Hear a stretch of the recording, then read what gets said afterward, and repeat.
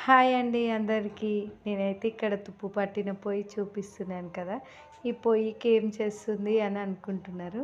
నేనైతే ఈ పొయ్యికి పెయింటింగ్ వేస్తున్నాను. ఇంట్లో మిగిలిపోయిన పెయింటింగ్స్ ఉంటే జ్వరం వచ్చి 2 రోజుల నుంచి మంచం మీద పడుకున్నప్పుడు గోడకు అలా చూస్తుంటే ఆ పెయింటింగ్ డబ్బాలైతే కనిపించినాయి.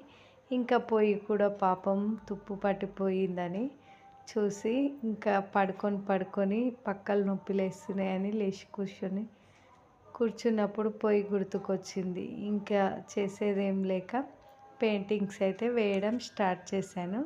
ఇంకా నేను పెయింటింగ్ వేయడం స్టార్ట్ చేసిందే ఆలస్యం. మా పిల్లలు కూడా మేము ఇక్కడేస్తాం అని ఇద్దరు నా చుట్టూ కూర్చొని సతాయిస్తుర్రు.